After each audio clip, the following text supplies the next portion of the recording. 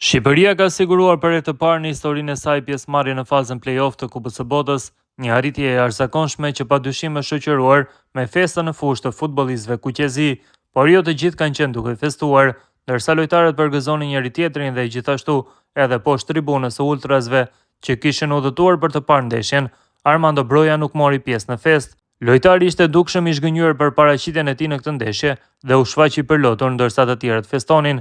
Ishte Elsei Dysaj ai që vrapoi nga ana tjetër e fushës dhe e mori gati me zor sulmuesin për t'u bashkuar lojtarëve të tjerë, me që në ato momente do të kryej edhe foto e rastit historike.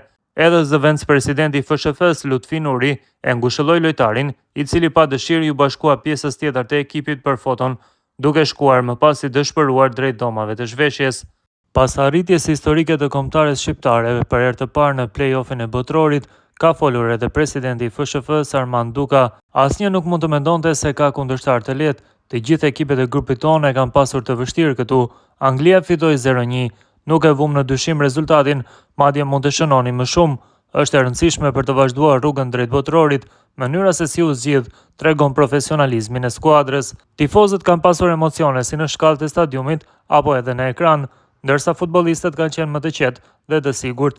Kemi pasur një lloj mini feste dhe kemi thënë që duhet të mendojmë për play-off. Jam krenar, por jam i sigurt që do të jetë e vështirë, cili do të jetë kundërshtari. Sot në drekën zyrtare me përfaqësuesit e Federatës Andorrës unë i thash njërit që kishte qenë trajner atëherë, i thash, keni vrarë një nga futbollistët tanë. Sot është nivel tjetër me futbollistë më cilësor. Nëse nuk impenjohesh dhe s'luan si skuadër, humb në Andorë dhe çdo kundërshtar tjetër. Për ne si Shqipëri, ndeshjet e tilla janë të vështira. Kundër Anglisë na pret një ndeshje më e mirë.